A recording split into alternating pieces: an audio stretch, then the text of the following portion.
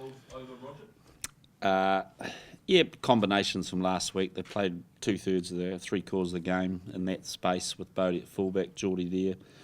Just felt that, I guess, the learnings and experience they had there just flow through to this game and maybe make some changes later on. So it's more a reflection of the way Ardie went at 12 as opposed to the progress you're seeing from Roger? Yeah, probably the same answer, to be fair. So it's based on the experience they had last week, and just felt they can start at a higher level because they've just had best part of 60 minutes of a test match, so that combination's a bit stronger. What do you like about Ardie at 12?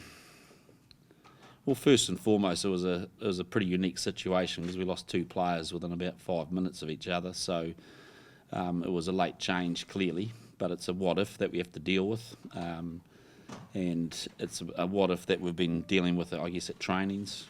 And so, it went pretty good. He was a bit rusty on a few calls and showed probably too eager in many ways. But again, there's some nice lessons there. And, you know, Roger's had a couple of NPC games again, so he's come back in and training well, and a chance for him just to watch the game unfold and then see what happens. What skills does Ardie have, do you think, with 12? He's a strong carrier, aggressive defender, can kick, and a good communicator. Had you envisaged starting Ardie at 12, or is it a case of needs must with the injuries you've got there? Injuries, yep. In Sam was named player of the match, scored 2 tries last game. This game he's on the bench. Can you just talk through that decision? Yeah, look, the last test of a pretty big block. Sonny's had an outstanding series, and so it's a chance. Cody's been working hard behind the scenes, and we really believe he's in a good space now, and it's a chance to inject Sonny in the second part of a game, and to have a sort of a slightly different impact role than what he's had as a starting role. But we're pretty excited about that 1-2 punch for this particular game, particularly at the end of a championship when maybe energy levels are down a little bit. So just to change the picture a little bit. Does Cody need this start to kind of lead that Argentina piece behind? Well, he's been preparing well. He'd be the first to admit that wasn't his finest hour, but he's a quality person, quality player, and I know he's really keen to play well for us. And Dusty Swain's been given 6 weeks. Do you think that's the right punishment? Oh, it is what it is. We spoke after the game and basically said there's a process that people go through. We're fully aware of that. We go through that ourselves. So he's got what he's got. Did you see it as an intentional act? Like I just said, I'm not sure what I haven't read the judiciary thing, but clearly he's gone through a process, and that's what they've come up with. Can I ask, did he or the team reach out after that incident? Not aware of that, to be fair.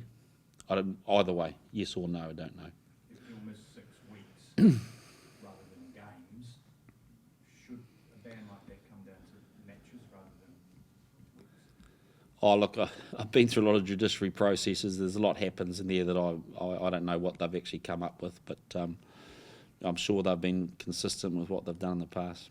Either way.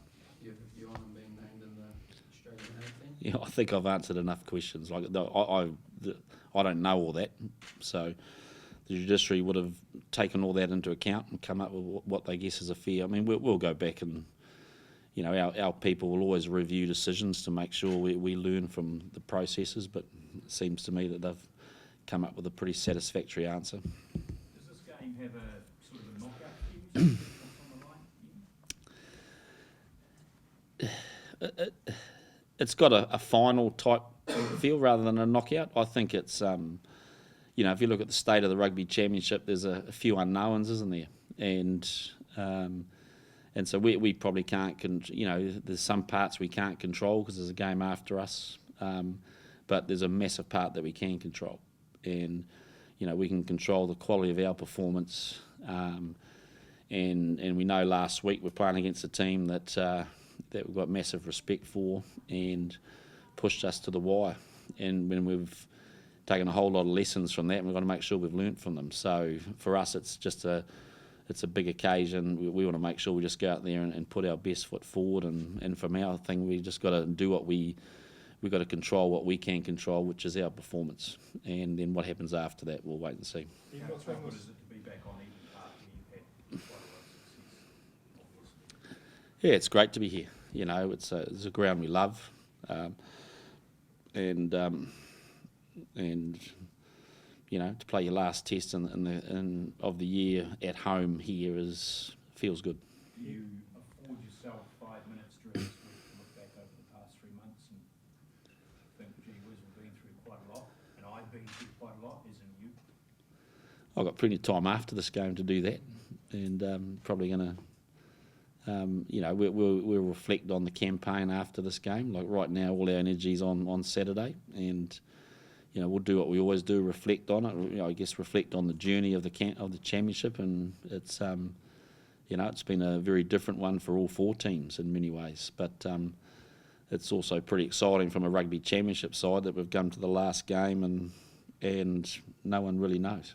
And so from that, I guess from that perspective, it's exciting. In terms of personal journey, it's just the life of a rugby coach there. Ian, what's wrong with Scott Barrett, and how close was Shannon Frizzell to being considered? Shannon, not really. We had to wait and see when he came in, but you know, I think at a pinch he may have been able to play, but with a decent break after this, it just seemed the wrong decision, and so we got a chance to get him 100% right. Scott Barrett is, you know, we've been managing his Achilles for a month, and he's been doing really good, but there was a little bit of I think you may have seen him getting treated in the last 15 minutes of that test, and he had a little bit of a calf tear tightness that's really just put that a little bit in doubt, so made that decision early. Ian, with Geordie's move into the midfield, did you consider Will Jordan at fullback, and what made you go with Bowden? Well, Brodie played 3/4 of the game there last week, so again we felt like those combinations we'd already been using. Did we consider Will? Yep. And you know, you might see him slip back there at some point. Ardie's taken over the captaincy and Sam's come off in games this year. How come Sam Whitelock is captain this week over Ardie? Yeah, well, a little bit of a copy and paste answer, but it's actually a very similar thing. Is that he's, you know, he led the team for a large part of last week. Ardie wasn't there on parental leave, and then we had a bye before that. So Ardie's last contact with the team was actually the Hamilton test. So really felt it was better for Ardie just to come back and get back into it, get his mind on his role. You know, he's you know, a key part of our game plan, and so we really just wanted to give him the week to get back in and get refreshed. It takes a bit of adjustment when you miss a week, and just feeling like coming back in and catching up with where the team's at. So that was the reason. If we think long term, how important is Saturday for Akira, especially on home turf? That's important for everyone. And if you look at Akira, he's, you know, there's plenty of competition. If you look at it from a personal side, there's plenty of competition in the loose forwards. That's the way we want it. We believe in the skill set that he's got, that he can really contribute, you know, with the ball, without the ball. He's a different type of defender, and a different type of carrier to the likes of Scott Barrett and Shannon. So it's important that he finds his way into the game and is able to utilise his strengths in that skill set. And so, you know, it's a big challenge because the Wallabies loose forwards, you know, they played a very physical, combative game last week, and that's what we're expecting out of Akira. Dalton? Pardon? Dalton? What do you want from him? Same thing, really. Same thing. It's there's a nice little challenge in that part of the game, and you know, the Wallabies played a very sort of a confrontational, close quarter. Tried to do a lot of grouping of our forwards through their carry clean type stuff, and it's an area that you've got to be strong defensively. After last Thursday's test, both you and David had different complaints of the referee. Australia took them a step right into World Rugby about it. Would you take that a similar move, or do you think the officiating concerns have got to a certain level you've got to intervene like that?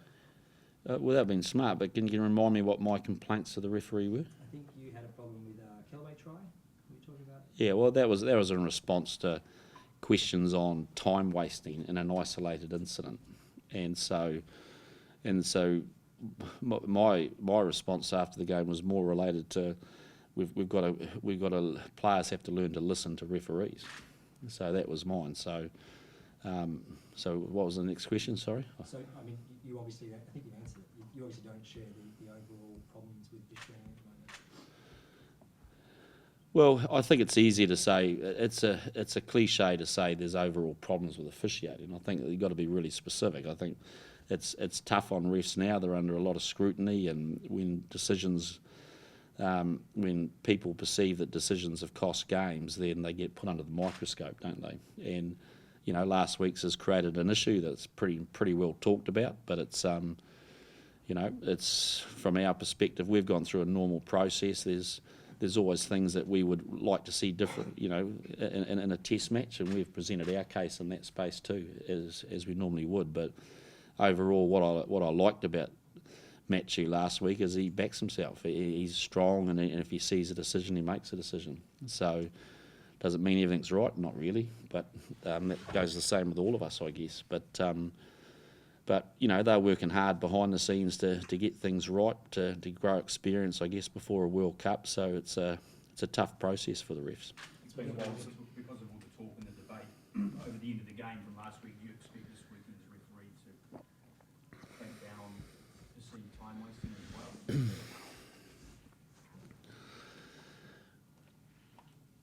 Oh, I don't know. I'm going to meet him at 1 o'clock. Can I come? No. Is there a precedent with that now, though, Ian? Like, we've seen it called before, so do you think that sets a little bit of a precedent going forward and around that time wasted? I just think, look, I'm not frustrated by the language, but there was, and I said it at the time, and I think I've been very consistent. If you look at the last decision, it's the biggest issue out of it wasn't time wasting for me. The biggest issue is that when a ref gives you clear instructions, that at some point you've got to listen to it. Otherwise, what's the point of having a referee out there? And so that was my main point. And so time wasting, I guess every team will find ways to slow momentum down at certain times, and so, but if there's a move by World Rugby to speed up the game and have less time wasting, well, we're 100% in, because that's what we want. It's been a few weeks, 6 championship games this year. You've had 5 Northern Reefs. Is that odd for a rugby championship? Look, I don't think it's odd. I think this is a campaign that World Rugby's made a move to try to grow some experience with a group of referees to look at options for next year with a wider tournament coming up. So I think that's probably pretty standard. I think what's been intriguing is some of the more experienced, there's 2 or 3 more experienced referees that have sort of been rested during the Rugby Championship, which is a kind of another issue.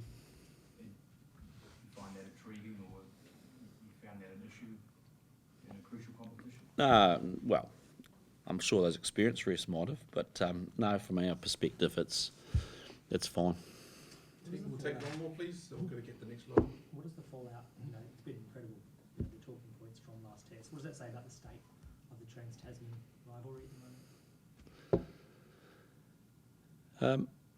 I'd say it's alive and well and kicking, really. It shows a lot of passion, and